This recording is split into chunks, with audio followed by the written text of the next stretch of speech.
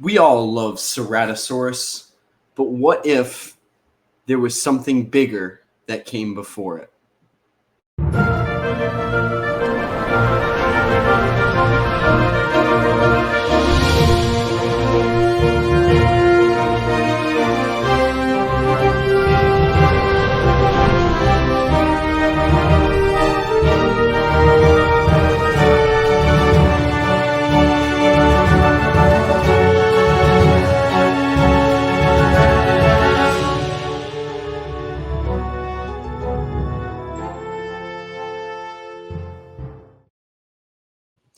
Hey guys, welcome back to the Prehistoric Life Podcast. I'm your host, Eric Crawford, and today we're going to dive in with another dinosaur video with Saltriovenator, or zanellai. So, Saltriovenator is a theropod, a ceratosaurian actually. So it has that very Ceratosaurus look with the triple crest, I don't want to say smaller arms, but actually four-finger digits, if I'm not mistaken. Yep, it has that four-finger digits. The long, just basic theropod body, maybe some osteoderm sprinkled on the back, a long tail.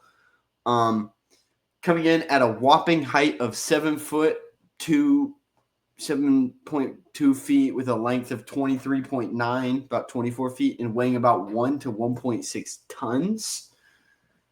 Its diet, it was made up of what you would actually surprisingly imagine a Ceratosaurus would eat, which was pretty much anything it could get its jaws on. Crocs, turtles, fish, little mammals, dead things that also lived, like maybe Allosaurids, early ancestors to Allosaurus, sauropods, prosauropods, stegosaurs if they were dead, possibly even alive and it was hungry enough. Maybe even other Saltriovenator. But basically whatever it could get its claws and jaws on. It was found in North Italy, primarily the Salnova marble quarry, which this is actually a good time to mention one of today's sponsors, which actually does a lot of these. I don't know about Europe, but in North America, they go around to different dig sites and they dig things up, but here they are. Huge shout out to today's sponsor, Dinosaur Trips. If you enjoy these majestic creatures I talk about here on the podcast and would like to go see them for yourself, I would heavily recommend Dinosaur Trips. Dinosaur Trips is a company created to give people a behind-the-scenes in-look on museums and dig sites, along with just having an amazing time looking at these amazing, fabulous, majestic creatures. So if you sound interested, go to www.dinosaurtrips.com and tell them Prehistoric Life sent you and get $250 off your tickets. Now, back to the show.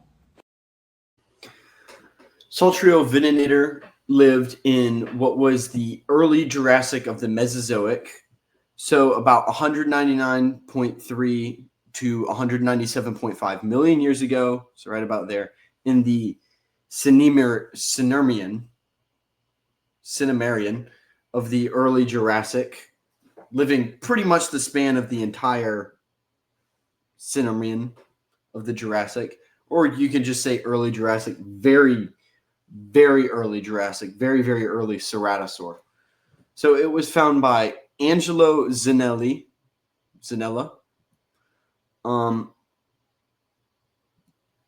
who was a vertebrate paleontologist, discovered Saltriovenator on August 4th, 1996, and Saltriovenator was described December 2018 by Dal Sasso, Simon Magnacuo, and Andre K.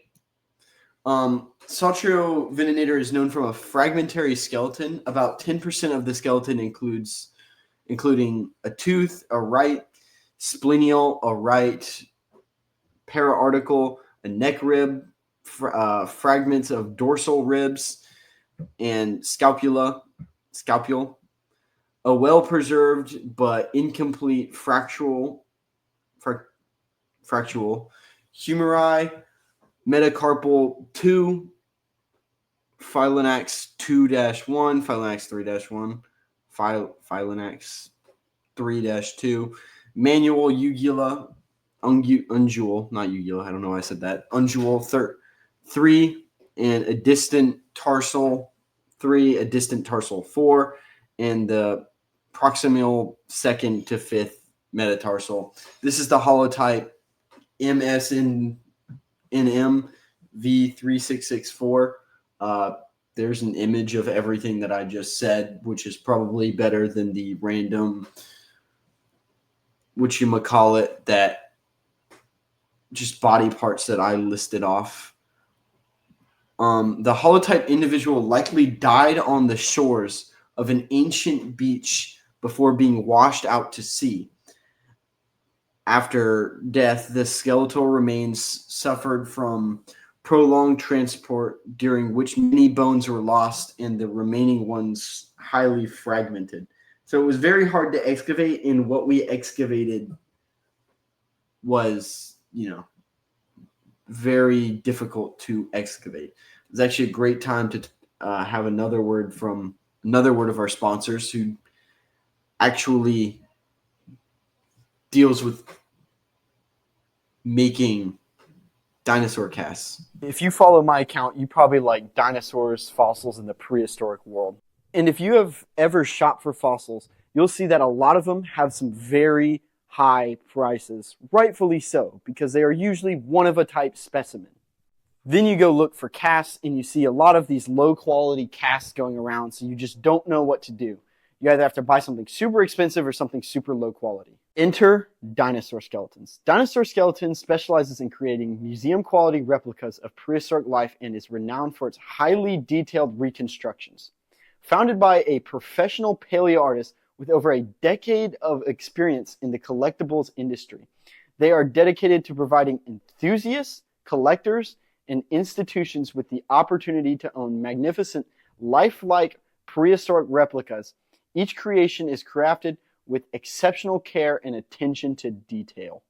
This means they are highly accurate to their source material, super high quality, and museum grade level quality.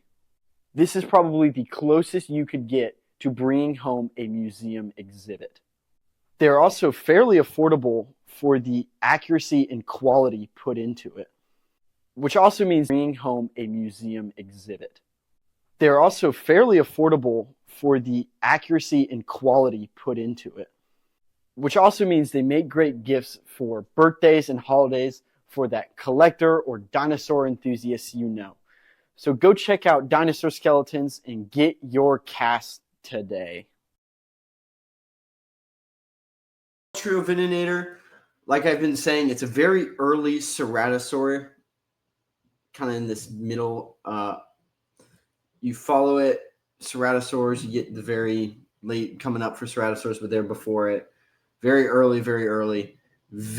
So you have actual ceratosaurs all the way to the right here, and it's like even before them. So it's Animalia, Chordata, Reptilia, Dinosauria, Sarsuchia, Theropod, and it's Ceratosauria, Saltriovenator, and then Zanellai, named after, of course, the guy that found it.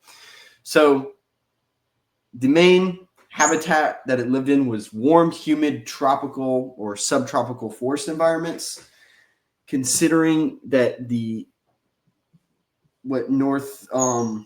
early Jurassic North Italy, or Italy was like, was a very subtropical, tropical, humid area, very swampy. It probably could navigate swamps fairly well. And probably was in some kind of swamp, considering that the type that we know was washed out into the ocean and then later washed up to shore. So it very well could have lived in not a mangrove swamp, but a mangrove-like swamp, or just a swamp in general that washes out into the ocean with brackish water. Its main competition, I had a lot of difficulty figuring out what to put here, because it kept coming with like Sarcosuchus and different things like that. But actually, surprisingly, the one that I found that was surprisingly interesting was the Barabarosaurus, which is another Ceratosaurus that possibly lived in the same time of the early Jurassic, like that.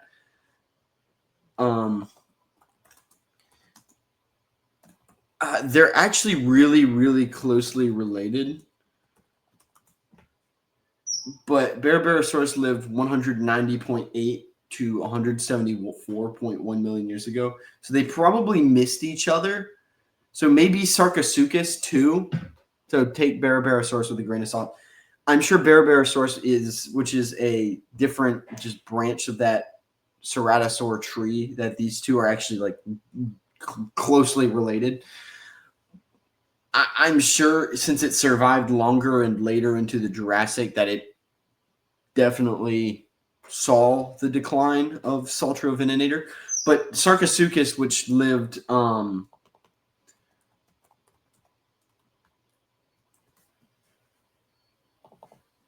like 190 to no, what am I thinking of? Sarcosaurus, maybe? I don't know. But definitely had predators and prey within its environment. Definitely struggled with some kind of co-predator or something stealing its prey. I don't know if, from what I found, there wasn't anything in the quarry that came out, that Saltriovenator that directly came out that could be its top dog, maybe Afrovenator. I kept seeing something about Afrovenator, but they didn't live together either, so I don't know why that was even discussed or talked about. I digress about this. So there are things that lived in the same time. Sarcosaurus, maybe different dinosaurs. This one was a very hard thing to find, but Barabarosaurus, most likely another Ceratosaurus, saw the decline of Saltriovenator because they lived at the same time. So, or not at the same time, but close enough to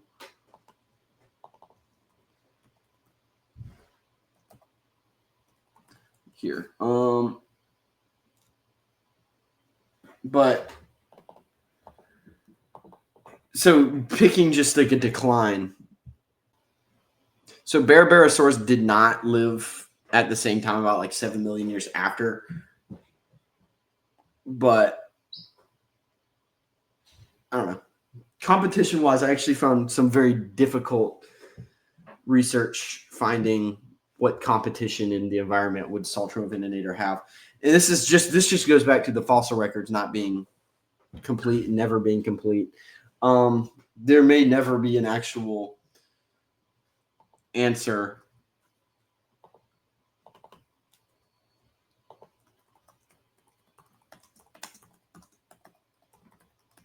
for this, but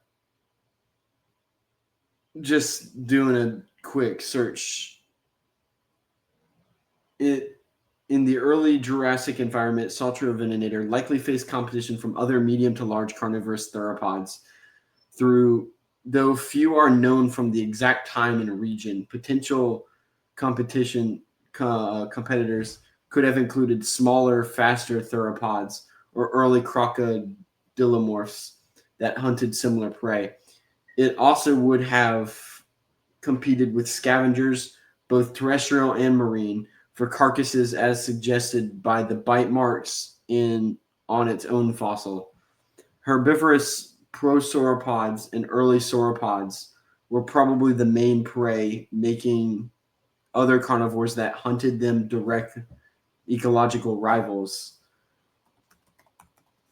Overall, Saltriovenator occupied a top predator niche in a coastal and nearshore ecosystem where both land and sea animals influenced the food web, but other theropods like Dilophosaurus or Dracavenator in North America and South Africa, crocodilomorphs like Ceratosaurus, Terrestriosuchus, I think is what it's actually called, marine scavengers, gastropods, worms, small fish that fed on drifting carcasses, scavenging theropods, of course. But again, those are just a few examples. But for potential competition. Now, what is the paleontological significance of Saltriovenator? Saltriovenator is a significant early Jurassic theropod dinosaur from Italy, notably for being one of the oldest and largest predatory dinosaurs of its time. Its discovery provided key insights into the early evolution of large theropods and ceratosaurs, which is a very small tree, potentially representing a basal ceratosaur or tetanoneron, and it bridges a crucial gap between Triassic and late Jurassic predators.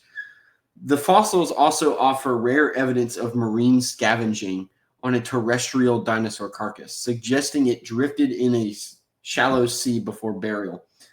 As the first Jurassic theropod found in Italy, Saltriovenator expands our understanding of early dinosaur distribution and ecology in Europe, along with just overall being just one of the first and earliest ceratosaurs we have, just being, insanely crucial to that. So it gives us a lot of insight and knowledge on ceratosaurs. And that, history of ceratosaurs is already pretty low considering how few actual ceratosaur specimen we have from my understanding. And then also their trees just really tiny and surprisingly lacking that. And I personally think there's probably more there that we're not seeing, considering that there's ceratosaurs over in Europe, Eurasia, and North America. There's probably two different species as, continental drift happens and the Jurassic falls apart as ceratosaurs split and evolve. Same with Allosaurus. And even Torvosaurus, sauropods, stegosaurs, it happened. So I wouldn't be surprised if, ceratosaurs went through the same process too. And this shows us that very early, very, very early, understanding of that. But if you want more content from me, you can go to my Instagram page, Prehistoric Life Podcast. I post fairly regularly, get tagged in some posts, and you can find a lot of updates and information on there about my channel and things like that. If you also, of course, you're probably watching this on YouTube. If you are, remember to like, subscribe, leave a comment down below what you think of Saltriovenator or just Ceratosaurus in general. I personally love them. But if you're not, go check out my YouTube channel, like and subscribe. And you can find all of my information on my website, prehistoriclifepodcast.com. There is actually a shop coming soon because of some book releases, which I will do a whole video on. More information on that in the future. But, and I started a Patreon. Go feel free, if you have an extra $5, donating would be very, very helpful. You can submit video suggestions. You get access to a personal online database of things and fossils and casts that I own. If you ever want to look at those, if I show something in an episode or an interview, in one of my earlier things, I used to show a lot more.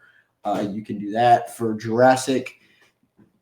And of course, the Prehistoric Live event that I do, you get free tickets because the price is probably going up this year. You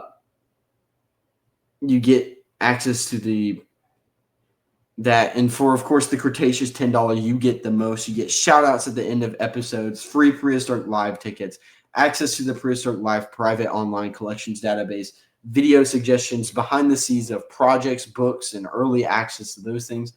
And then even early access to videos and interviews and things like that, just depending on when I record and upload them. But interviews, 100% you'll get early access to those. I post those to YouTube, set the date, Spotify and all that, set the date. But whenever I just drop it into Patreon, I just upload it immediately.